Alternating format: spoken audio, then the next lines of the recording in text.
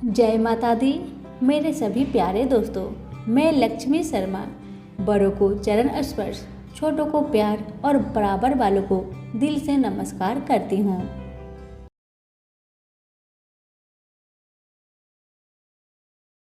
ओम नमः भगवते वासुदेवाय। आज मैं आप सभी को निर्जला एकादशी व्रत में सुने जाने वाली महापुण्य फलदायिनी कथाएं सुनाने जा रही हूँ। इन कथाओं को निर्जला एकादशी व्रत पर श्रद्धा पूर्वक सुनने से आपकी सारी मनोरथ जरूर पूरी होगी। कथा को पूरा सुनिए और दूसरों को भी शेयर कीजिए। हिंदू धर्म में एकादशी तिथि भगवान विष्णु को समर्पित है। साल भर में कुल 24 एकादशी तिथि आती है, जिसमें निर्जला एकादशी का विशेष महत्व है। इसे भीमसेन एकादशी भी कहा जाता है। इस बार निर्जला एकादशी 31 मई 2023 बुधवार को है। हिंदी पांचांग के अनुसार ज्येष्ठ मास के शुक्ला पक्ष की एकादशी को निर्जला एकादशी कहते हैं। मान्यता है कि इस दिन भगवान विष्णु की विधिवत पूजा की जाती है। इस व्रत के पुण्य प्रभाव से दीर्घ आयु और मोक्ष की प्राप्ति होती है। आइए जानिए निर्जला एकादशी व्रत की शुभ मुहूर्त। हिंदू पांचांग के अनुसार एकादशी तिथि 30 मई को दोपहर 1:07 पर शुरू होगी और इसका समापन 31 मई को दोपहर 1:45 पर होगा। इस साल निर्जला एकादशी के दिन सर्वार्थ सिद्धि का शुभ संयोग बन रहा है। सर्वार्थ सिद्धि का योग सुबह 5:24 से सुबह 6 बजे तक रहेगा। निर्जला एकादशी व्रत पारण का समय। निर्जला एकादशी व्रत पारण 1 जून को किया जाएगा। व्रत पारण का शुभ मुहूर्त 1 जून को सुबह 5:24 से सुबह 8:10 तक रहेगा। एकादशी के दिन भगवान विष्णु के मंत्र का जाप करें। पूरे विधि विधान के साथ पूजा अर्चना करनी चाहिए। इस दिन महिलाएं अखंड सौभाग्य की कामना के लिए महिलाएं जल से भरे मटके का दान करती है। धार्मिक मान्यता के अनुसार निर्जला एकादशी का व्रत करने से सभी पापों से मुक्ति मिल जाती है। इस व्रत को करने वाले व्यक्ति के लिए स्वर्ग के द्वार खुल जाते हैं। निर्जला एकादशी पूजा विधि। नहाने के बाद सबसे पहले घर के मंदिर में दीप प्रज्वलित करनी चाहिए। भगवान विष्णु का गंगा जल से अभिषेक करने के बाद फूल और तुलसी पत्र चढ़ाना चाहिए। भगवान को स्वास्तिक चीज़ें का भोग लगाना चाहिए, आरती करनी चाहिए और निर्जला एकादशी व्रत कथा पढ़नी या फिर सुननी चाहिए। भगवान विष्णु के साथ ही माता लक्ष्मी की पूजा जरूर करनी चाहिए। अब सुनिए सभी मनोकामनाओं को पूर्ण करने वाली निर्जला एकादशी व्रत की कथा। प्रेम से बोलिए लक्ष्मी नारायण की जय हो। कथा को पूरा सुने और दूसरों को शेयर करना ना भूले। निर्जला एकादशी की व्रत कथा। सूत जी कहते हैं, महर्षि व्यास से एक बार भीमसेन ने कहा, हे पितामह, भ्राता युधिष्ठिर, माता कुंती, द्रौपदी, अर्जुन, नकुल और सहदेव आदि एकादशी के दिन व्रत करते हैं और मुझे भी एकादशी के दिन अन्न खाने को मना करते हैं। मैं उनसे कहता हूँ कि भाई, मैं भक्ति पूर्वक भगवान की पूजा कर सकता हूँ और दान दे सकता हूँ, किंतु मैं भूखा नहीं रह सकता। इस पर महर्षि व्यास जी ने कहा, हे भीमसेन, वे सही कहते हैं। शास्त्रों में वर्णित है कि एकादशी के दिन अन्न नहीं खाना चाहिए। यदि तुम नरक को बुरा और स्वर्ग को अच्छा समझते हो तो प्रत्येक माह की दोनों एकादशियों को अन्न नहीं खाया करो। महर्षि व्यास की बात सुन भीमसेन कहने लगे, हे पितामह, मैं आपसे पहले भी कह चुका हूँ कि मैं एक दिन तो क्या एक समय भी बिना भोजन किए नहीं रह सकता। फिर मेरे लिए पूरे दिन का उपवास करना क्या संभव है? मेरे पेट में अग्नि का वास है जो ज़्यादा अन्न खाने पर ही शांत होती है। यदि मैं प्रयत्न करूँ तो वर्ष में एक एकादशी का व्रत अवश्य कर सकता हूँ। अतः आप मुझे कोई ऐसा व्रत बतलाइए जिसके करने से मुझे स्वर्ग की प्राप्ति हो सके। भीमसेन की बात सुन व्यास जी कहने लगे, हे पुत्र, बड़े बड़े ऋषि और महर्षियों ने बहुत से शास्त्र आदि बनाए हैं। यदि कलयुग में मनुष्य उनका आचरण करे तो अवश्य ही मुक्ति को प्राप्त होता है। उनमें धन बहुत कम खर्च होता है। उनमें से जो पुराणों का सार है वह यह है कि मनुष्य को दोनों पक्षों की एकादशियों का व्रत करना चाहिए। इनसे उन्हें स्वर्ग की प्राप्ति होती है। महर्षि व्यास ने कहा, हे वायुपुत्र, वृषभ संक्रांति और मिथुन संक्रांति के बीच में ज्येष्ठ माह की शुक्ला पक्ष की एकादशी आती है। उसका निर्जल व्रत करना चाहिए। इस एकादशी के व्रत में स्नान और आचमन करते समय यदि मुख में जल चला जाए तो इसका कोई दोष नहीं है, किंतु आचमन में 6 मासे जल से अधिक जल नहीं लेना चाहिए। इस आचमन से शरीर की शुद्धि हो जाती है। आचमन में 6 मासे से अधिक जल मधुपान के समान है। इस दिन भोजन नहीं करना चाहिए। भोजन करने से व्रत का नाश हो जाता है। सूर्य उदय से सूर्य अस्त तक यदि मनुष्य जल पान ना करे तो उससे 12 एकादशियों के फल की प्राप्ति होती है। द्वादशी के दिन सूर्य उदय से पहले ही उठना चाहिए। इसके पश्चात भूखे ब्राह्मण को भोजन कराना चाहिए। तत्पश्चात स्वयं भोजन करना चाहिए। हे भीमसेन, स्वयं भगवान ने मुझसे कहा था कि इस एकादशी का पुण्य सभी तीर्थों और दान के बराबर है। एक दिन निर्जला रहने से मनुष्य पापों से मुक्त हो जाता है। जो मनुष्य निर्जला एकादशी का व्रत करते हैं उन्हें मृत्यु के समय भयानक यमदूत नहीं दिखाई देते, बल्कि भगवान श्री हरि के दूत स्वर्ग से आकर उन्हें पुष्प विमान पर बैठाकर स्वर्ग को ले जाते हैं। संसार में सबसे उत्तम निर्जला एकादशी का व्रत है। अतः यत्न पूर्वक उस एकादशी का निर्जल व्रत करना चाहिए। इस दिन ओम नमः भगवते वासुदेवाय इस मंत्र का उच्चारण करना चाहिए। इस दिन गौदान करना चाहिए। इस एकादशी को भीमसेन या पांडव एकादशी भी कहते हैं। निर्जल व्रत करने से पहले भगवान का पूजन करना चाहिए और उनसे प्रार्थना करनी चाहिए कि हे प्रभु, आज मैं निर्जल व्रत करता हूँ। इसके दूसरे दिन भोजन करूँगा। मैं इस व्रत को श्रद्धा पूर्वक करूँगा। मेरे सब पाप नष्ट हो जाए। इस दिन जल से भरा हुआ घड़ा, वस्त्र आदि से ढककर स्वर्ण सहित किसी सुपात्र को दान करना चाहिए। इस व्रत के अंतराल में जो मनुष्य स्नान तप आदि करते हैं उन्हें करोड़ फल स्वर्ण दान का फल प्राप्त होता है।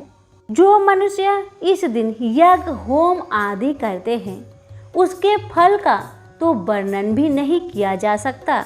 इस निर्जला एकादशी के व्रत के पुण्य से मनुष्य विष्णु लोक को जाते हैं। जो मनुष्य इस दिन अन्न खाते हैं उनको चांडाल समझना चाहिए। वे अंत में नरक में जाते हैं।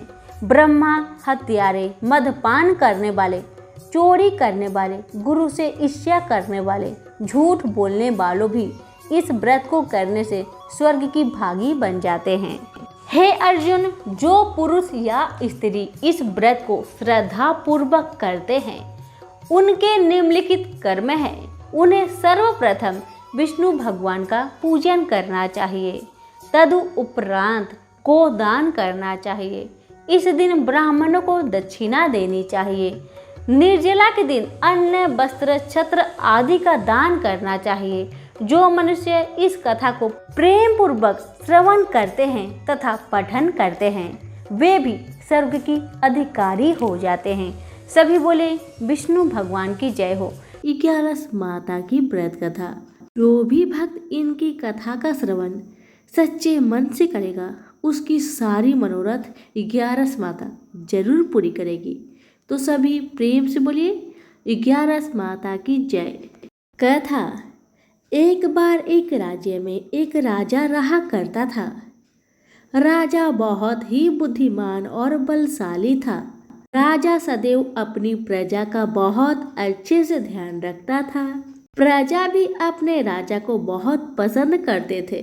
राजा की 2 बेटियां थी। राजा अपनी दोनों बेटियों से बहुत प्रेम करता था।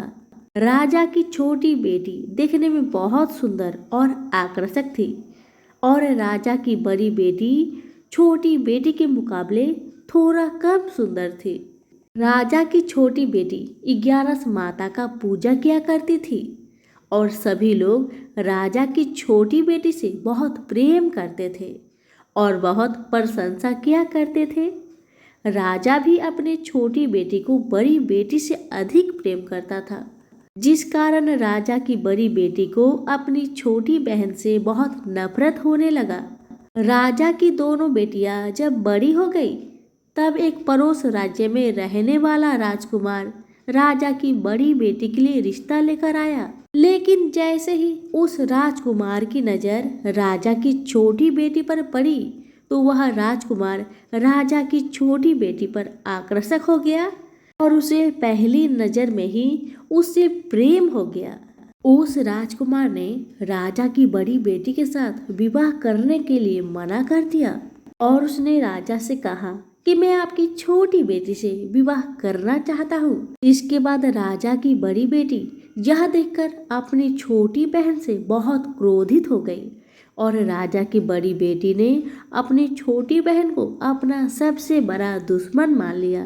राजा की बड़ी बेटी ने अपनी छोटी बहन से बदला लेने का निर्णय लिया, जिसके लिए उसने अपनी छोटी बहन को जान से मारने का प्लान बनाया। राजा की बड़ी बेटी ने अपनी छोटी बहन को मारने के लिए सबसे पहले एक लड्डू में जहर मिलाकर उसने अपनी छोटी बहन को दे दिया और उसको लड्डू खाने के लिए कहा। छोटी बहन ने लड्डू खा भी लिया, लेकिन चमत्कार देखिए, 11 माता की कृपा से छोटी बहन का एक बाल भी बाका न हुआ। बड़ी बहन यह देखकर बहुत आश्चर्यचकित में पड़ गई, लेकिन बड़ी बहन ने हार नहीं मानी। उसने सोचा अब की बार मेरी बहना बच गई, लेकिन अगली बार नहीं बचेगी। बड़ी बहन ने जब छोटी बहन रात में अपने कमरे में सो रही थी तब उसने एक मटके में सांप रखकर उसे कमरे में छोड़ दिया।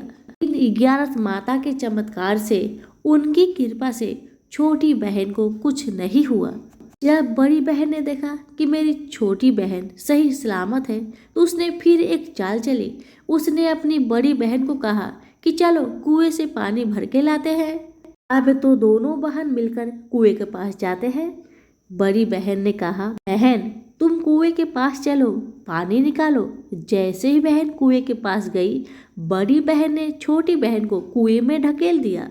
लेकिन 11 माता का लीला देखिए, तब भी छोटी बहन को कुछ भी नहीं हुआ। बड़ी बहन बार बार असफल होती रही क्योंकि 11 माता छोटी बहन की रक्षा कर रही थी। तो बड़ी बहन का हर प्रयास असफल हो रहा था, इसलिए बड़ी बहन बहुत क्रोधित होती जा रही थी।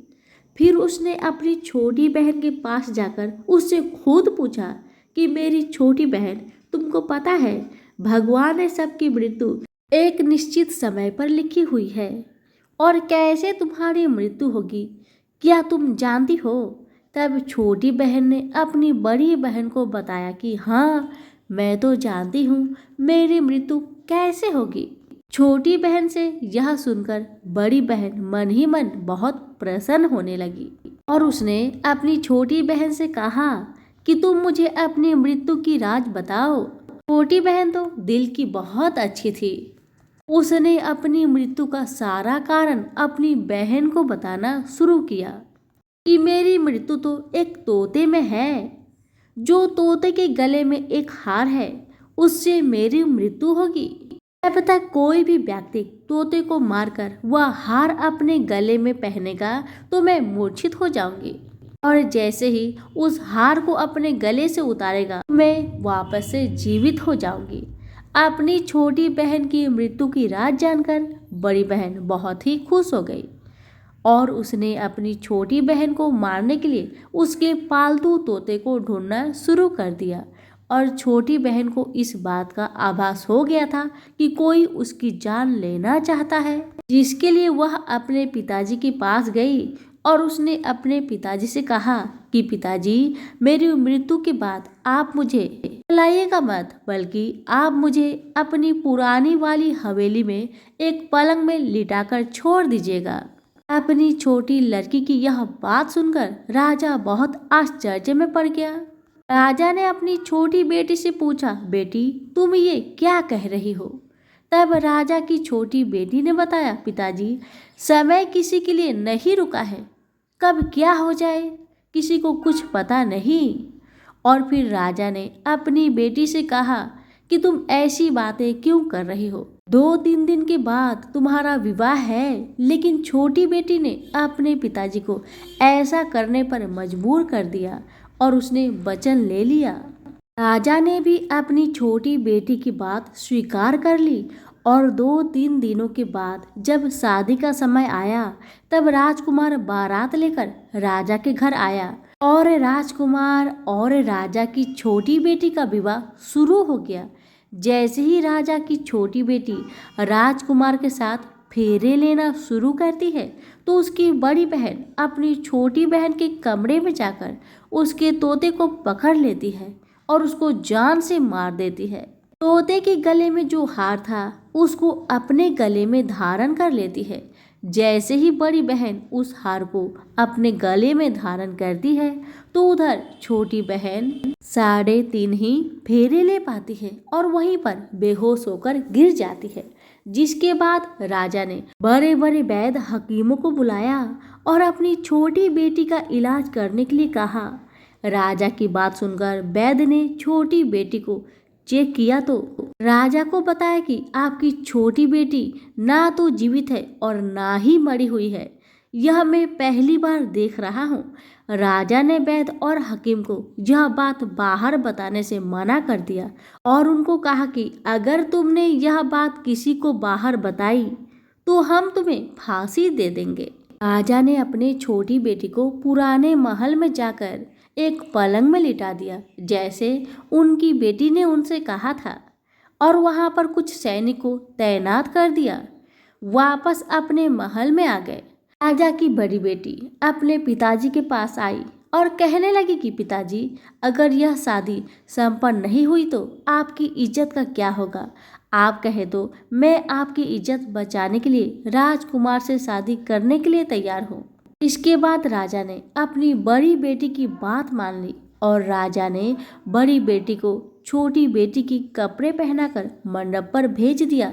लेकिन राजकुमार यह जान गया कि यह राजा की छोटी बेटी नहीं बल्कि बड़ी बेटी है। लेकिन जब राजकुमार ने शादी करने से मना किया तो सभी लोगों ने राजकुमार को विवश करके राजा की बड़ी बेटी से बचे हुए फेरे को संपन्न करा दिया और विवाह करवा दिया। जिसके बाद राजकुमार राजा की बड़ी बेटी को अपने महल में ले गया। राजकुमार राजा की बड़ी बेटी से ना तो बात करता था, न ही उसको पसंद करता था और ना ही उसके आसपास भटकता था। और राजकुमार ने यह फैसला कर लिया था वह अपनी प्रेमिका को ढूंढ कर ही रहेगा और यह जानकर रहेगा कि उसके साथ क्या हुआ। एक दिन राजकुमार अपने घोड़े पर सवार होकर राजा के पुराने महल के पास पहुंच गया, जहां पर उसने कुछ सैनिकों को देखा। महल के पास पहुंचकर राजकुमार ने जब महल को ध्यान से देखा तो वह समझ गया कि यह तो हमारे ससुर जी का महल है। तब राजकुमार ने सैनिकों से पूछा, तुम लोग यहाँ क्या कर रहे हो और इस महल के अंदर उस पलंग में कौन लेटा है? जिसके बाद सैनिकों ने बताया कि यहाँ पर राजा की छोटी बेटी लेटी है। यह सुनकर राजकुमार बहुत प्रसन्न हो गया और वह तुरंत अपनी प्रेमिका के पास पहुँच गया और उसकी सेवा करने लगा। जैसे ही रात हुई तो राजा की छोटी बेटी उठकर खड़ी हो गई। राजकुमार यह देखकर बहुत खुश हो गया और उसने अपनी प्रेमिका से पूछा कि तुम यहाँ क्या कर रही हो, तुम मेरे साथ मेरे घर चलो। राजा की छोटी बेटी ने राजकुमार को सारी बातें बता दी। मेरी जान एक तोते में बसी थी और मैंने यह बात सिर्फ अपनी बड़ी बहन को बताया था और मुझे पता है कि उसने ही मुझे मारने का प्रयास किया है। उसके पास एक हार है जिसको वह सुबह पहन लेती है और रात को उतार देती है। जब तक वह हार को पहने रहती है तब तक मैं मूर्छित रहती हूँ और जैसे ही वह हार को उतार देती है तो मैं जीवित हो जाती हूँ। और जब तक मेरी बड़ी बहन के पास वह हार है तब तक मैं ऐसे ही जीवित और मूर्छित होती रहूंगी। पर मेरी बड़ी बहन के पास जो हार है वह मेरे हाथ में लग जाए तो मैं हमेशा के लिए जीवित हो जाऊंगी। राजकुमार यह बात सुनकर राजा की छोटी बेटी के पास रहने का निर्णय ले लिया और उसने अपने बचे हुए सारे फेरे उस पलंग में लेटी राजा की छोटी बेटी के साथ ले लिया और अपना विवाह पूर्ण कर लिया और वहीं पर ही रहने लगा। देखते ही देखते कुछ समय में राजा की छोटी बेटी और राजकुमार की पत्नी पेट से हो गई। एक दिन राजकुमार को किसी काम से बाहर जाना पड़ा, तब छोटी बहन के पेट में बहुत तेज दर्द होने लगा। इसके बाद उसने 11 माता का आह्वान किया, जिसके बाद वहां पर 11 माता प्रकट हुई और उन्होंने अपनी भक्तों के दर्द को दूर किया और एक पुत्र की प्राप्ति करवाई। और वहीं पर अचानक से राजकुमार भी आ गया। राजकुमार ने 11 माता को देखा तो वह आश्चर्यचकित हो गया और उसने तुरंत माता को प्रणाम किया और 11 माता ने राजकुमार से कहा कि जब तुम्हारा बेटा 5 वर्ष का हो जाए तो तुम अपनी पत्नी का हार लाकर इसके गले में डाल देना। और देखते ही देखते राजकुमार और राजा की छोटी बेटी का पुत्र 5 वर्ष का हो जाता है। तो राजकुमार अपने बेटे से कहता है कि बेटा, मैं कुछ काम से बाहर जा रहा हूँ, तुम अपनी माता का ध्यान रखना। और वहाँ से चला जाता है। राजा को बाहर निकलता देख बड़ी बहन के सैनिक देख लेते हैं और बड़ी बहन को जाकर सारी बात बता देते हैं, जिसके बाद बड़ी बहन अपनी छोटी बहन के पुत्र को वहां से उठवा लेती है और उसको मरवा देती है। छोटी बेटी के पुत्र के 2 टुकड़े करवा देती है। पहला टुकड़ा चक्की के पास छुपा देती है और दूसरा टुकड़ा अपनी पलंग के नीचे रख देती है। अब 11 माता भिखारी का रूप लेकर आती है। एक भिखारी का रूप रखकर बड़ी बहन के पास चली जाती है, जिसके बाद वहां से भिक्षा मांगने लगती है। बड़ी बहन अपने नौकरों से कहती है कि जाकर भिक्षा दे दो, लेकिन जैसे ही नौकर 11 माता को भिक्षा देने के लिए आते हैं तो माता उन्हें मना कर देती है और कहती है कि मैं तुम्हारी महारानी से ही भिक्षा लूंगी। जिसके बाद बड़ी बहन स्वयं ही भिक्षा देने के लिए माता के पास आती है। तब माता एक बिल्ली का रूप लेकर उसके कमरे में चली जाती है और वहां पर छोटी बेटी के पुत्र के दोनों टुकड़े को वापस में जोड़ देती है और उसे जीवित कर देती है। उसे वहां से ले आती है और राजकुमार को सौंप देती है। राजकुमार अपने बेटे को लेकर अपनी पत्नी यानी कि बड़ी रानी के पास जाता है और कहता है कि तुम इसका ध्यान रखना। अगर तुम इस बच्चे का अच्छे से ध्यान रखोगी तो मैं तुमसे बात करूंगा। एक दिन राजकुमार अपने बच्चे से कहता है कि तुम मम्मी से उनके गले का हार मांग लो। जिसके बाद राजकुमार का लड़का अपनी मम्मी के पास जाता है और कहता है कि मम्मी, मुझे तुम्हारा हार चाहिए जो तुमने गले में पहन रखा है।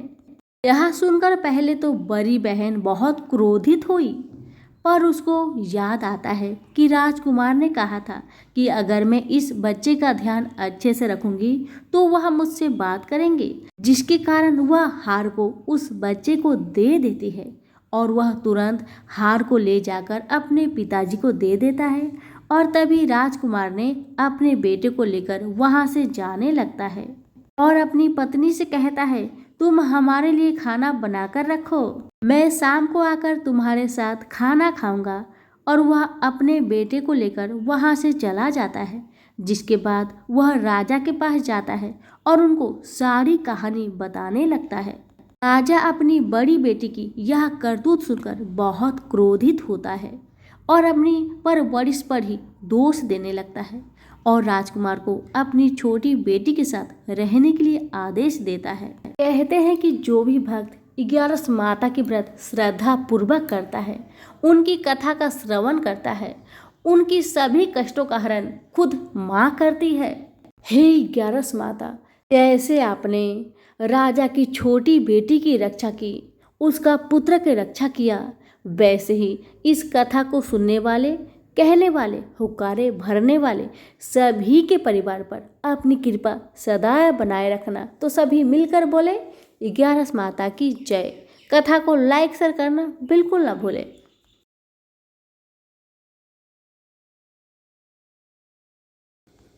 अर्जुन ने पूछा, हे केशव, मैं संन्यास एवं त्याग के तत्व पृथक पृथक जानने की इच्छा करता हूँ। श्री कृष्ण बोले, हे पार्थ, कामना वाले कर्मों के त्याग को ज्ञानी लोग संन्यास मानते हैं और अज्ञानी पुरुष फल के त्याग को त्याग कहते हैं। कोई पंडित कर्म को दोषयुक्त जानकर त्यागना ठीक कहते हैं, कोई यज्ञ, दान, तप आदि कर्मों को छोड़ने योग्य बताते हैं। हे भारत, त्याग के विषय में मेरा ऐसा मत है कि त्याग 3 प्रकार के हैं। यज्ञ, दान, तप आदि कर्मों को नहीं त्यागना चाहिए।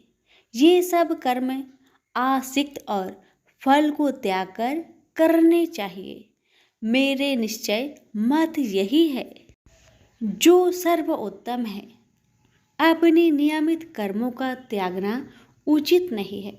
यह मोहवश ऐसा किया जाए तो वह तामस त्याग है, कर्म दुखप्रद है। यह विचार कर एवं शरीर के कलेश के भय से जो त्याग करता है, उसे त्याग का फल नहीं मिलता। यह राजस त्याग कहलाता है। हे अर्जुन, अपना नियमित कर्म अवश्य करने योग्य है। फल तथा आसक्त को त्याग कर जो कर्म किया जाता है, वह सात्विक कर्म है। जो दुखदायक कर्म से देश नहीं करता तथा सुखदायक कर्म से प्रीति नहीं करता, वह त्यागी, सत्यशील, बुद्धिमान तथा मुक्ति की योग्य है। देहधारी संपूर्ण कर्मों का त्याग नहीं कर सकता। कर्म का फल त्याग कर कर्म करने वाला त्यागी है। कर्मफल 3 प्रकार के हैं, अनिष्ट, इष्ट एवं मित्र। जो त्याग नहीं करते उनको ये मरने के बाद मिलते हैं और त्यागियों को नहीं मिलते। हे महाबाहो, संपूर्ण कर्मों की सिद्धि के लिए 5 प्रकार सांख्य शास्त्र में कहे हैं, उनको सुनो। शरीर कर्ता, साधन, पृथक पृथक चेष्टाएं और देव शरीर, वाणी एवं मन से जो भला बुरा कार्य किया जाता है, उसके ये 5 कारण हैं। वह दुर्मति कुछ नहीं जानता, जिसको यह अहंकार नहीं है कि मैं करता हूँ, और जिसकी बुद्धि कर्मों में लिप्त नहीं है, वह मनुष्य प्राणियों को मारकर भी उनको नहीं मारता और उनमें नहीं बंधता। ज्ञान, गृह और ज्ञाता, ये 3 ही कर्मों के प्रेरक है। कारण, कर्म और कर्ता, ये 3 कर्म के साधन हैं। सांख्य शास्त्र में ज्ञान, कर्म और कर्ता, ये सत्वाधिक गुण के भेद 3 प्रकार के हैं।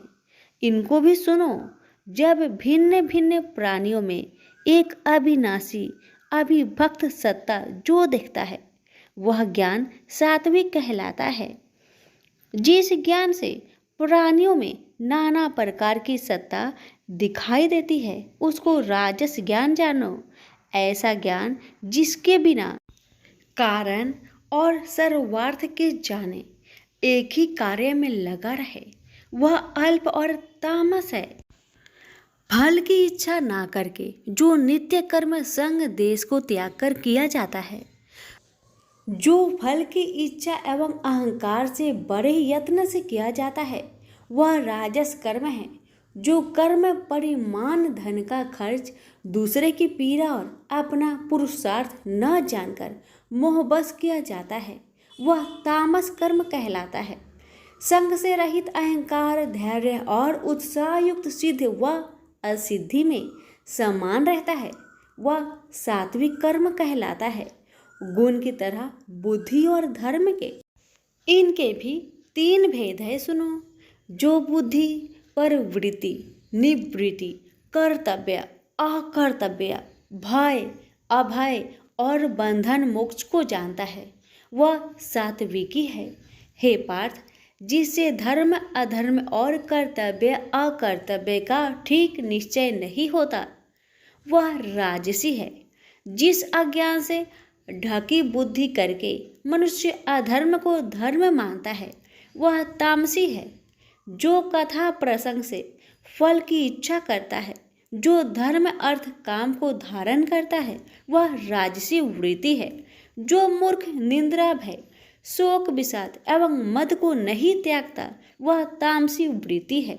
अब तीनों प्रकार के सुखों को सुनो। जिसका योगाभ्यास में चित रहता है उसके दुख का अंत हो जाता है। सुख सात्विक है। आरंभ में विष के समान और अंत में अमृत के तुल्य होता है। सुख आरंभ में अमृत तुल्य, अंत में विष के तुल्य विषयों और इंद्रियों के संयोग से होता है। उसे राजसी सुख कहते हैं।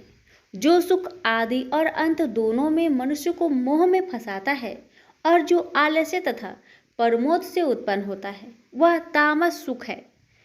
सम, दम, तप, पवित्रता, क्षमा, नम्रता, ज्ञान, अनुभव और परलोक में श्रद्धा ये ब्राह्मणों के स्वाभाविक सिद्ध कर्म है।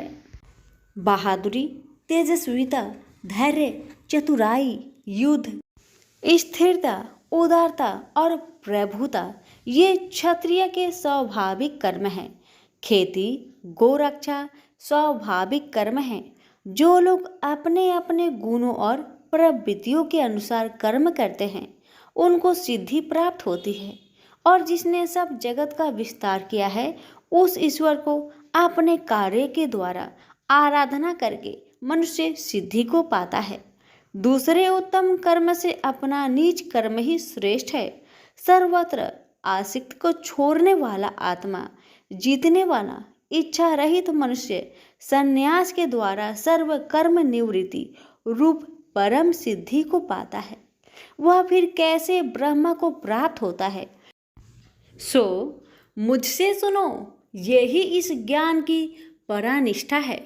शुद्ध बुद्धि से युक्त होकर धृति द्वारा इस मन को बस में लगाकर शब्द आदि विषयों को छोड़कर राग देश से रहित होकर एकांत में रहने वाला, मीताहारी, वाणी और मन को जीतने वाला, नित्य ध्यान युक्त और वैराग्य, अहंकार, बल, घमंड, काम, क्रोध तथा परिग्रह छोड़कर ममताहीन और शांत मनुष्य ब्रह्म भाव के योग होता है। ब्रह्म को प्राप्त हुआ पुरुष दत्तचित होकर सुख व अभिलाषा को नहीं करता है।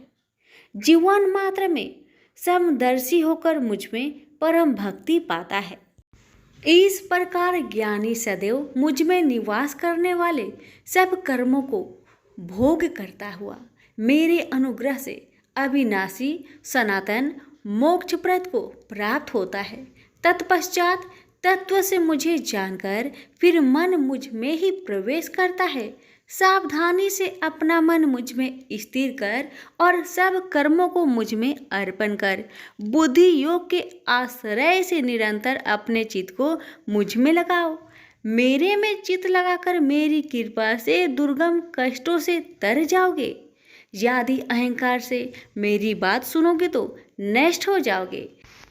यदि अहंकार का आश्रय लेकर युद्ध नहीं करूँगा ऐसा मानते हो तो यह तुम्हारा निश्चय झूठा है, क्योंकि स्वभाव तुम्हें युद्ध करवाएगा। हे कौतन्य, जिस कर्म को तू अब मोह से करना चाहता है उसे अपने स्वाभाविक कर्म से बंधा हुआ बेबस होकर करेगा। हे अर्जुन, जीवों के हृदय में स्थिर ईश्वर उनको माया से भ्रमा रहा है, मानो सब यंत्र पर चढ़े हैं। हे भारत, सब भावों में उसी की कृपा से परम शांति एवं मुक्ति को पाओगे। यह गूढ़ ज्ञान मैंने तुमसे कहा है, इसे भली भांति विचार कर जैसा चाहते हो वैसा ही करो। अब तू सबसे गूढ़ वचन भी सुन, क्योंकि तू मेरा परम मित्र है, इसलिए मैं तेरे हित ही कहूँगा। मेरे में मन लगाओ, मेरे ही भक्त हो, मेरे ही यज्ञ करो और मेरा ही नाम जपो। सब धर्मों को छोड़कर मेरी शरण में आओ, मैं तुम्हें सब पापों से छुड़ा दूंगा। यह मेरा रहस्य ऐसे पुरुष जो तप न करता हो, मेरा भक्त ना हो, कभी भी नहीं कहना चाहिए। जो इस परम गुप्त ज्ञान को मेरे भक्तों में प्रकट करेगा, वही मेरी परम भक्ति को पाकर अंत में निश्चय ही मुझ में लीन हो जाएगा। इस धर्म संवाद को जो कोई पढ़ेगा, उसे मैं समझूंगा कि उसने ज्ञान यज्ञ से मेरी पूजा की है। जो श्रद्धावान पुरुष दोष ढूंढे बिना इसको सुनेगा, वह भी मुक्त होकर पुण्य आत्माओं को मिलने वाले शुभ लोक को प्राप्त होगा। हे पार्थ, तुमने एकाचित्त से मेरे कहे हुए उपदेश को सुना या नहीं? हे धनंजय, तुम्हारा अज्ञान से उत्पन्न हुआ मोह नष्ट हुआ या नहीं? अर्जुन ने कहा, हे भगवान, आपकी कृपा से मेरा मोह नष्ट हो गया और स्मृति जागृत हुई है। अब मैं निसंदेह आपकी आज्ञा पर स्थिर हूँ और जैसा आपने कहा है मैं वैसा ही करूँगा। संजय बोले, हे धृतराष्ट्र, मैंने महात्मा वासुदेव और अर्जुन का यह प्रेरणा देने वाला अद्भुत संवाद सुनाया व्यास जी की कृपा से। साक्षात योगेश्वर श्री कृष्ण जी के मुख से इस परम गुहा संवाद को मैंने सुना। हे राजन, श्री कृष्ण और अर्जुन के इस अद्भुत पुण्य कारक संवाद को स्मरण करके मन बार बार प्रसन्न होता है। श्री कृष्ण भगवान के उस अद्भुत रूप को स्मरण करके मुझे बड़ा ही विस्मय होता है। हे राजन, मैं बारंबार प्रसन्न होता हूँ। मेरी ऐसा धारणा है कि जहाँ योगेश्वर भगवान श्री कृष्ण हैं और जहाँ पार्थ जैसा धनुर्धर है, वही राजलक्ष्मी, विजय, ऐश्वर्य और अटल नीति है। सभी प्रेम से बोलिए, श्री कृष्ण भगवान की जय हो। एक नगर में एक गरीब ब्राह्मण अपनी पत्नी के साथ रहता था। वह भिक्षा मांग मांग कर अपना जीवन गुजारता और भगवान की पूजा में लगा रहता था। वह उतने ही भिक्षा मांगता जिससे उसके और उसके परिवार का पेट भर सके। उस नगर का राजा बहुत धनवान था और ब्राह्मणों का आदर करने वाला था। राजा किसी भी ब्राह्मण को अपने महल से खाली हाथ नहीं जाने देते थे। दूर दूर से ब्राह्मण राजा के पास आते और मुंह मांगा दान लेकर आशीर्वाद देते हुए वापस चले जाते थे। एक दिन ब्राह्मण की पत्नी ने ब्राह्मण से कहा कि दूर दूर के ब्राह्मण राजा से मनचाहा दान लेकर चले आते हैं और तुम भी यहाँ रहकर राजा के पास नहीं जाते। जन्म भर में कंगाली का झक झेलूं, आज तुम जाओ और राजा से कुछ मांग कर लाओ। ब्राह्मण ने पत्नी को समझाते हुए कहा, तू तो बावड़ी है, हमें धन की क्या जरूरत? हमें इतना तो मिल ही जाता है जिससे हम अपना पेट भर सके, और राजा का धन तो अच्छा नहीं होता, वो हमें नहीं लेना चाहिए। ब्राह्मण की पत्नी जिद पर अड़ गई और बोली, मैं तुम्हारी एक भी बात सुनने वाली नहीं। कब तक हम कंगाली में जीते रहेंगे? तुम तो रोज माला लेकर बैठ जाते हो। अपने बच्चे को क्या खिलाएंगे और क्या पहनाएंगे? जब बच्चे दूसरे बच्चों को पहनते, ओढ़ते और खाते पीते देखेंगे तो उनका भी मन ललचाएगा। अब तुम राजा के पास जाओ। राजा बहुत भला व्यक्ति है, वो हमें मुंह मांगा दान जरूर देंगे। मजबूर होकर ब्राह्मण राजा के महल की ओर चल पड़ा। पर राजा उस समय महल में नहीं था। ब्राह्मण को वापस लौटना पड़ा। दूसरे दिन ब्राह्मण की पत्नी ने ब्राह्मण को फिर से महल में भेजा, परंतु राजा फिर से महल में नहीं मिला। तीसरे दिन राजा महल में गया और उसने ब्राह्मण का स्वागत किया और उसे आसन पर बैठाया और साथ में ब्राह्मण देवता से 2 दिन न मिल पाने के लिए क्षमा भी मांगी। राजा ने कहा, मैं आपकी क्या सेवा कर सकता हूँ? ब्राह्मण ने कहा, जो मैं मांगू वो आप दे सकेंगे? राजा ने कहा, हाँ हाँ कहिए, मैं आपकी क्या सेवा कर सकता हूँ? ब्राह्मण ने निवेदन किया, महाराज मैं कुछ और नहीं चाहता, बस आप मुझे अपने पसीने की कमाई से 4 पैसे दान में दे दीजिए। ब्राह्मण की बात सुन राजा बहुत हैरान हो गए और मन ही मन सोचने लगे कि मेरे महल में कितने सारे धन पड़े हैं, पर मेरी मेहनत की एक कौड़ी भी नहीं है। राजा ने ब्राह्मण से कहा, आप मुझे 1 दिन का समय दे, मैं कल आपको आपका मुंह मांगा दान दूंगा। ब्राह्मण महल से अपने घर को खाली हाथ ही लौट आए। ब्राह्मण को खाली हाथ आता देख पत्नी बोली, क्या हुआ, राजा ने कुछ दिया नहीं? ब्राह्मण बोला, राजा ने कल देने के लिए कहा है। ब्राह्मण की पत्नी सोचने लगी, शायद इन्होंने बहुत सारा धन मांगा होगा और राजा को इसकी व्यवस्था करने में समय लग रहा होगा, इसलिए कल बुलाया है। दूसरी ओर राजा ने अपने राजसी कपड़े बदलकर फटे पुराने कपड़े पहने और मजदूर जैसा भेष बना लिया। जब राजा की पत्नी ने देखा और कारण पूछा तो राजा ने सब कुछ बताया। रानी बोली, मैं भी आपके साथ चलूंगी। राजा के हाँ कहने पर रानी भी पुरानी साड़ी पहनकर आ गई। इस प्रकार राजा रानी मजदूरी की तलाश में शहर निकले। लुहारों के मोहल्ले में जाकर राजा ने आवाज लगाई, किसी को मजदूर चाहिए? आखिरकार एक लुहार ने उन्हें बुला लिया, जो पहिए पर हाल चढ़ाने की तैयारी कर रहा था। उसने राजा से कहा, देखो तुम्हें पहले खलात ठोकनी पड़ेगी और जब आग आ जाए उसके बाद घन पिटना होगा। फिर रानी की ओर देखकर कहा, तुम्हें कुएं से पानी लेकर होदी भरनी होगी और कोयले वाले घर से कोयला लेकर भट्टी में डालना होगा। तुम दोनों के दिन भर काम करने के लिए मैं तुम्हें 2-2 आने दूंगा। अगर काम पसंद हो तो बोलो, नहीं तो अपना रास्ता नापो। राजा रानी लोहार के बताए काम को करने लगे।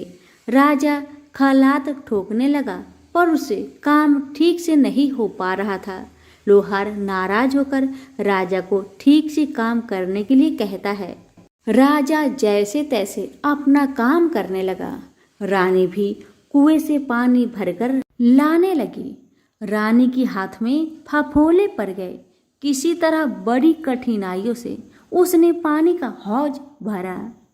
उसके बाद रानी कोयला लाकर भट्टी में डालने लगी। कोयला भरने के कारण रानी के गोरे गोरे हाथ और कपड़े काले पड़ गए। भट्टी में आग आने पर लुहार ने पात भट्टी में से निकालकर पहियों पर जमाई और एक घन अपने हाथ में लेकर और एक राजा के हाथ में देकर कहा, देखो बारी बारी से घन इस पर पटकना, हाथ इधर उधर ना होने पाए। राजा जोर जोर से घन पटकने लगा, लेकिन उसका निशाना ठीक नहीं बैठता था। कभी घन हाल पर गिरता तो कभी पहिए पर। मजदूरों का ऐसा काम देखकर लुहारिन बरबराती हुई आई और लोहार से कहने लगी, तुमने कहाँ से यह नौसिखिए मजदूर काम पर लगाए हैं? इनसे काम तो होगा नहीं। यह मजदूर तुम्हारा सब काम बिगाड़ देंगे। राजा रानी उन दोनों की फटाकर सुनते सुनते अपना काम मन लगाकर करते रहे। घन पटकते पटकते राजा का शरीर पसीना से तर तर हो गया। और जोर शोर से सांस चलने लगी। रानी भी पानी भरते भरते और कोयला झोंकते झोंकते थक कर चूर हो गई। दोनों ने पूरे दिन बहुत मेहनत की। लुहार ने राजा रानी को 2-2 पैसे दिए, जिसे वो बड़ी खुशी खुशी लेकर महल आ गए। आज उन्हें पता चला कि मेहनत की कमाई कैसी होती है। राजा ने 4 पैसे अलग रख दिए और अगले दिन ब्राह्मण को बुलाकर उसे दे दिए। ब्राह्मण राजा को आशीर्वाद देकर घर लौटा और ब्राह्मणी से कहा, लो, मैं राजा के यहाँ से दक्षिणा ले आया हूँ। ब्राह्मणी खुश होकर दौड़ती हुई आई, पर जब उसने 4 पैसे देखे तो वह ठिठक कर रह गई और उन्हें दूर फेंक दिया। वो जल भूनकर ब्राह्मण से बोली, तुम जैसे दरिद्र राजा के यहाँ भी जाकर कुछ नहीं मांगा, शर्म भी नहीं आती। इतना कहकर रूठ कर चली गई और बहुत देर तक बरबराती रही। ब्राह्मण ने उन 4 पैसों को उठाकर तुलसी के पास रख दिए और सोचा, जब ब्राह्मणी शांत हो जाएगी तो जरूरत पड़ने पर ये सिक्के को उठा लेगी। परंतु कई दिनों तक पैसे वहीं रखे रहे और फूल बेलपत्र ऊपर से गिर गिर कर मिट्टी में दब गए। ब्राह्मण और ब्राह्मणी दोनों ही उन सिक्कों के बारे में भूल गए। कुछ दिनों के बाद तुलसी जी के घर में 4 पौधे उगे। चारों पौधे बहुत सुंदर थे। यह देख ब्राह्मणी रोज उसमें पानी डाल देती। 4 महीने बाद वो पौधे बड़े हो गए और उनमें फूल लगने लगे। फूल सूखने पर इनसे मोती झरने लगी। ब्राह्मण और ब्राह्मणी ने कभी मोती नहीं देखे थे। वो समझे कि कोई बीज है। हर रोज कई कई फूल झरते और मोती पूरे तुलसी पर बिखर जाते। ब्राह्मणी उन मोतियों को समेट कर घर के एक कोने में डाल देती। इस तरह वहां मोतियों का ढेर लग गया था। एक दिन एक सब्जी वाली आई। ब्राह्मणी को सब्जी लेनी थी, पर उसके पास पैसे नहीं थे। उसने सब्जी वाली से कहा, क्या तुम इन चमकदार बीजों के बदले सब्जी दे सकती हो? सब्जी वाली ने देखा तो वो पहचान गई, अरे ये तो मोती है। उसने खुशी खुशी ब्राह्मणी को उन मोतियों के बदले उनकी मनपसंद सब्जी दे दी। अब से हर रोज ऐसा होने लगा। ब्राह्मणी और सब्जी वाली दोनों खुश थे।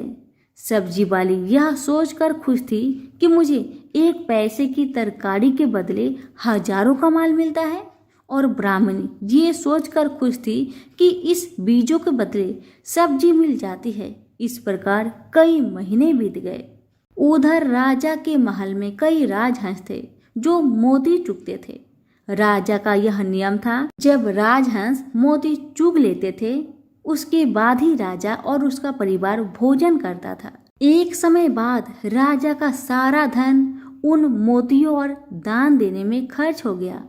अब राजा को मोती खरीदने के पैसे तक नहीं बचे। यह खबर पूरे नगर में फैल गई।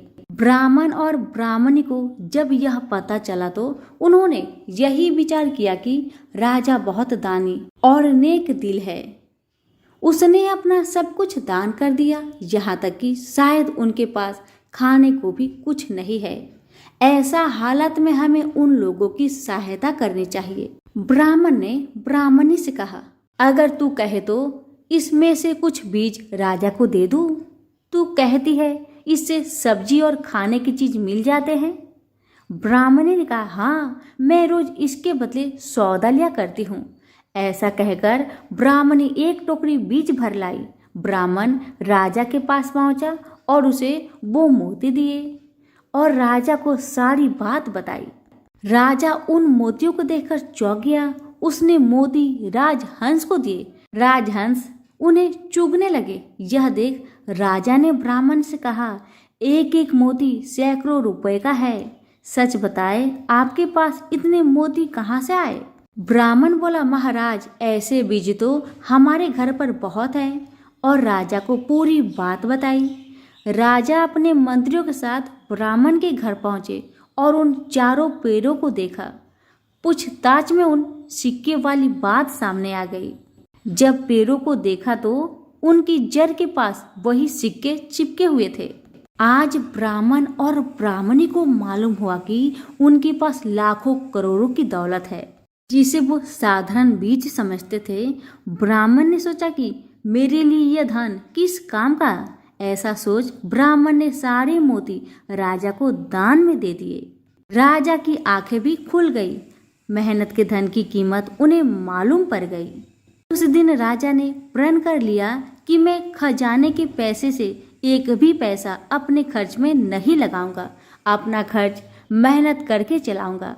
खजाने और ब्राह्मण के दान से राजा ने जनता का हित में कई धर्म कर्म के काम शुरू कर दिए। हे तुलसी माता, जैसे आपने ब्राह्मण परिवार पे अपनी कृपा बरसाई, वैसे ही आपकी कथा कहने वाले, सुनने वाले, हुक्कारे भरने वालों पर अपनी कृपा सदा बनाए रखे। तो प्रेम से बोलिए तुलसी मैया की जय हो। सभी प्रेम से बोले लक्ष्मी माता की जय हो। आज सुनिए लक्ष्मी माता की कथा। एक बार की बात है, राजा बलि समय बिताने के लिए एकांत स्थान पर गधे के रूप में छिपे हुए थे। देवराज इंद्र उनसे मिलने के लिए उन्हें ढूंढ रहे थे। एक दिन इंद्र ने उन्हें खोज निकाला और उनके छिपने के कारण जानकर उन्हें काल का महत्व बताया। साथ ही उन्हें तत्वज्ञान का बोध करवाया। तभी राजा बलि के शरीर से एक दिव्य रूप आत्मा स्त्री निकली। उसे देखकर इंद्र ने पूछा, दैत्यराज, यह स्त्री कौन है? देवी, मानुषी अथवा असुरी शक्ति में से कौन सी शक्ति है? राजा बलि बोले, देवराज, ये देवी तीनों शक्तियां में से कोई भी नहीं। आप स्वयं पूछ लीजिए। इंद्र के पूछने पर वे शक्ति बोली, देवेंद्र, मुझे ना तो दैत्यराज बलि जानते हैं और ना ही तुम या कोई अन्य देवगण। पृथ्वी लोक पर मुझे अनेक नामों से पुकारते हैं, जैसे श्री, लक्ष्मी आदि। इंद्र बोले, देवी, आप इतने समय से राजा बलि के पास है, लेकिन ऐसा क्या कारण है कि आप इन्हें छोड़कर मेरी ओर आ रहे हैं? लक्ष्मी बोली, देवेंद्र, मुझे मेरे स्थान से कोई भी हटा या डिगा नहीं सकता। मैं सभी के पास काल के अनुसार आती जाती रहती हूँ। जैसा काल का प्रभाव होता है, मैं उतने ही समय तक उसके पास रहती हूँ। अर्थात मैं समय अनुसार एक को छोड़कर दूसरे के पास निवास करती हूँ। इंद्र बोले, देवी, आप असुरों के यहाँ निवास क्यों नहीं करती? लक्ष्मी बोली, देवेंद्र, मेरा निवास वही होता है जहाँ सत्य हो, धर्म के अनुसार कार्य होते हों, व्रत और दान देने के कार्य होते हों। लेकिन असुर भ्रष्ट हो रहे हैं। ये पहले इंद्रियों को भस्म कर सकते हैं, सत्यवादी थे, ब्राह्मणों की रक्षा करते थे, पर अब इनके ये गुण नष्ट होते जा रहे हैं। ये तप उपवास नहीं करते, यज्ञ हवन दान आदि से इनका कोई संबंध शेष नहीं है। पहले ये रोगी, स्त्रियों, वृद्धों, दुर्बलों की रक्षा करते थे, गुरुजन का आदर करते थे, लोगों को क्षमादान देते थे। लेकिन अब अहंकार, मोह, लोभ, क्रोध, असत्य, अविवेक, काम आदि ने इनके शरीर में जगह बना ली है। ये लोग पशु को पाल लेते हैं, लेकिन उन्हें चारा नहीं खिलाते। उनका पूरा दूध निकाल लेते हैं, पर पशुओं के बच्चे भूख से चिल्लाते हुए मर जाते हैं। ये अपने बच्चों का पालन करना भूलते जा रहे हैं। इनमें आपसी भाईचारा समाप्त हो गया है। लूट खसोट, हत्या, व्यभिचार, कलह, स्त्रियां की पतिव्रता नष्ट करना ही इनका धर्म हो गया है। सूर्योदय के बाद सोने के कारण स्नान ध्यान से विमुख होते जा रहे हैं। इसलिए मेरा मन इनसे उचट गया। देवताओं का मन अब धर्म में आसक्त हो रहा है। इसलिए अब मैं इन्हें छोड़कर देवताओं के पास निवास करूंगी। मेरे साथ श्रद्धा, आशा, क्षमा, जया, शांति, संतति, धृति और विजिति, ये आठों देवियां भी निवास करेगी। देवेंद्र, अब आपको ज्ञात हो गया होगा कि मैंने इन्हें क्यों छोड़ा है। साथ ही आपको इनके अवगुणों का भी ज्ञान हो गया होगा। तब इंद्र ने लक्ष्मी को प्रणाम किया और आदर सहित उन्हें स्वर्ग ले गए। वो प्रेम से बोली, लक्ष्मी माता की जय हो। किसी गांव में एक बूढ़ी माई रहती थी। वह बहुत गरीब थी और आंखों से अंधी भी थी। उसका एक बेटा और बहू थी। वह बुढ़िया सदैव गणेश महाराज की पूजा किया करती थी। एक दिन गणेश भगवान उसकी श्रद्धा भक्ति को देखकर बहुत प्रसन्न हुए। गणेश भगवान ने सोचा, ये बुढ़िया माई तो आंखों से अंधी है, फिर भी मेरी पूजा पाठ कितना श्रद्धा के साथ करती है, इसलिए मुझे इसके लिए कुछ करना चाहिए। इतना ही सोचकर गणेश जी उस बुढ़िया माई के सामने प्रकट होकर बोले, बुढ़िया माई, तू जो चाहे सो मुझसे मांग ले, मैं तुझसे बहुत प्रसन्न हूँ। बुढ़िया माई हाथ जोड़कर गणेश महाराज से बोली, हे भगवान, मुझे तो कुछ मांगना ही नहीं आता, तो मैं कैसे मांगू और क्या मांगू, आप ही मुझे बताए। बूढ़ी माई की बातें सुन गणेश महाराज कहने लगे, माई, तू अपने बेटे बहू से पूछकर कुछ मांग लेना। तब बूढ़ी माई ने अपने बेटे से कहा, बेटा, गणेश जी कहते हैं कि तू कुछ मांग ले, तो तुम बताओ बेटा, मैं क्या मांगू। बेटा ने कहा, माँ, तुम ढेर सारा धन दौलत मांग ले। बहू से पूछा तो बहू ने कहा कि आप नाती मांग लीजिए माँ जी। तब बूढ़ी माई मन ही मन में सोचने लगी, बेटा बहू तो सिर्फ अपने लिए ही सोच रहे हैं, मेरे लिए तो कोई सोचता ही नहीं। इतना सोचकर बूढ़ी माई ने सोचा, एक बार अपनी पड़ोसन से पूछ कर आऊं कि मेरी पड़ोसन क्या कहती है। बुढ़िया ने पड़ोसन से पूछा तो उसने कहा, बुढ़िया माई, तू तो थोड़े दिन ही जिएगी, क्या तू धन मांगे और क्यों नाती मांगे, तू तो अपनी आंखों की रोशनी मांग ले, जिससे तेरी जिंदगी आराम से कट जाएगी। बेटा बहू और पड़ोसन का राय लेकर बुढ़िया माई गणेश महाराज के पास आई और बोली, हे गणेश महाराज, यदि आप मुझ पर प्रसन्न है तो मुझे 9 करोड़ की माया दे, निरोगी काया दे, अमर सुहाग दे, आंखों की रोशनी दे, नाती दे, पोता दे और सब परिवार को सुख दे और अंत में मोक्ष दे। बुढ़िया माई की बातें सुन गणेश जी कहने लगे, बुढ़िया माई, तुमने तो हमें ठग लिया, फिर भी जो तूने मांगा वजन के अनुसार सब कुछ तुझे मिलेगा। यह कहकर गणेश महाराज अंतर ध्यान हो गए। उधर बूढ़ी माई ने जो कुछ मांगा वह सब कुछ मिल गया। गणेश जी महाराज, जैसे आपने उस बुढ़िया माँ को सब कुछ दिया, वैसे ही सबको देना। कहानी कहने वाले, सुनने वाले, हुक्कारे भरने वाले सभी के परिवार पर अपनी कृपा सदा बनाए रखना।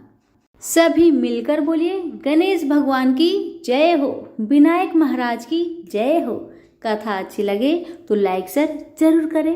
धन्यवाद।